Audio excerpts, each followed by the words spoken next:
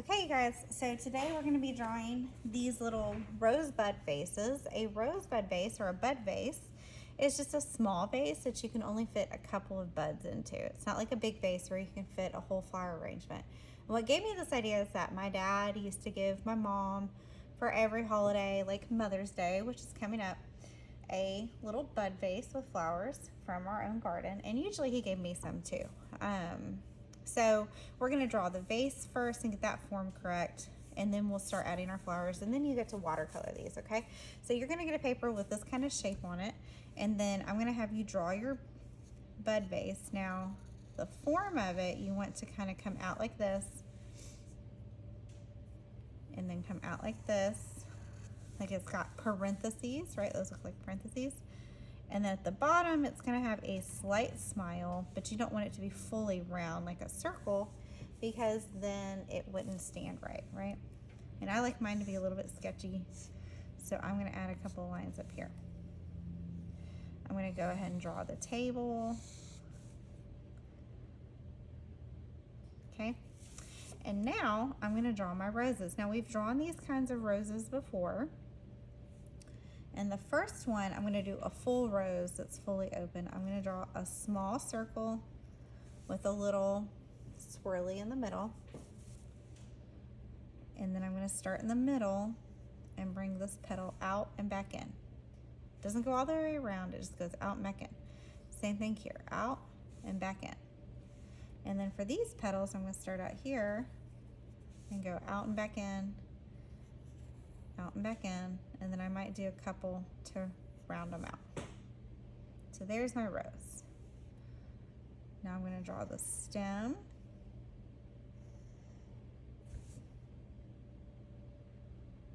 And then you're going to give it some leaves.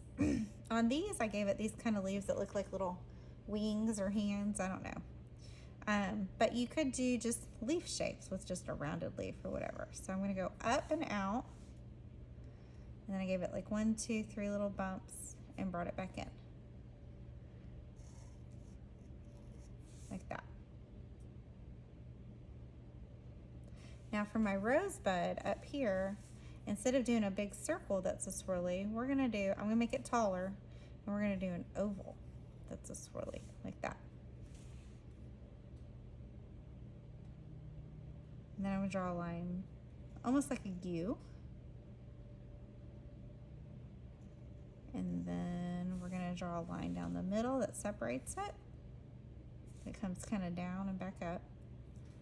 And these are meant to be a little bit sketchy. So it's okay if it's not perfect, or if you get an extra line in there, or if I put an extra line or 2 in here, that's okay. All right, so now I'm gonna draw this one's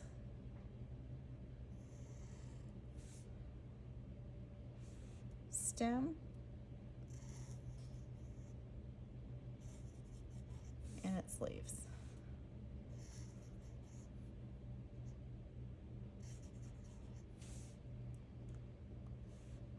Okay, now I'm gonna draw some more greenery, just some extra greenery to go in our vase. I'm gonna draw one coming out like this.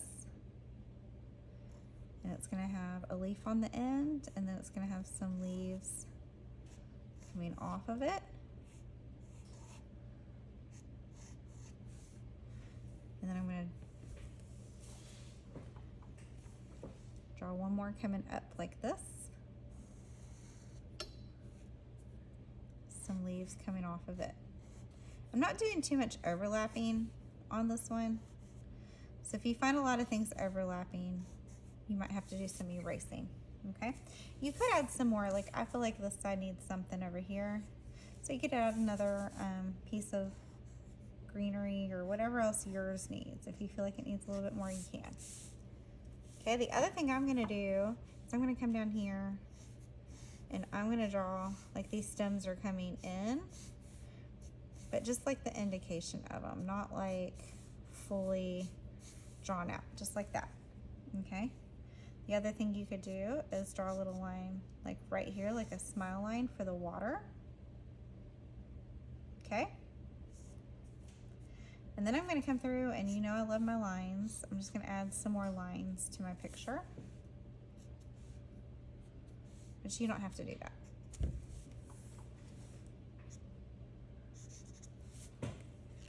Okay, so now you're going to trace yours in Sharpie, and then you're going to watercolor this. Now, the one thing I want to say before you guys get to tracing and watercoloring is this.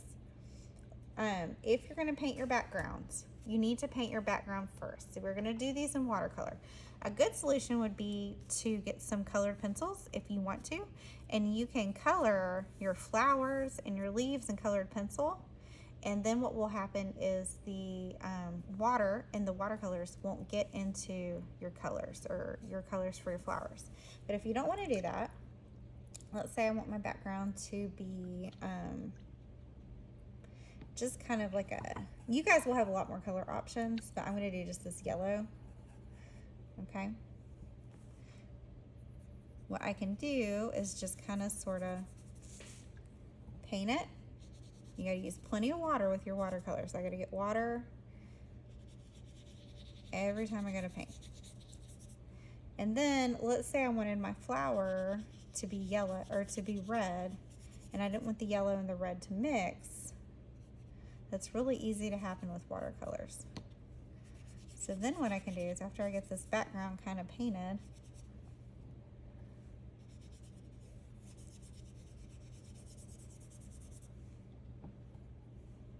sorry guys, it took longer than I thought. I needed a bigger paintbrush. Okay, if you'll notice, I was not super careful up here with my painting, okay? And you don't have to fill in the whole background. It looks kind of cool if it fades out a little bit in some areas. The whole background does not have to be colored in, okay?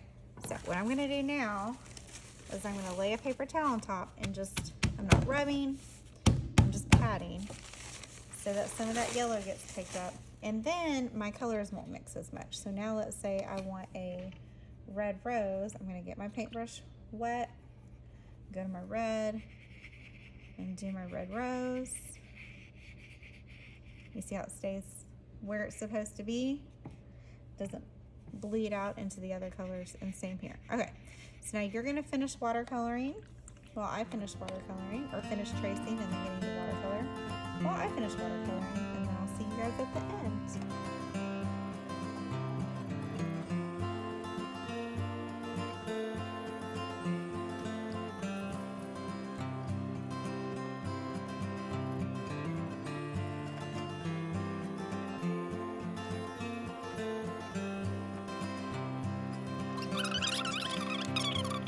Watercolor picture. There you go. So if you want to, you could write a little note to your mom on the back after it dries that says Happy Mother's Day, and give it to your mom for Mother's Day. Or just give it to your mom because she loves it. All right.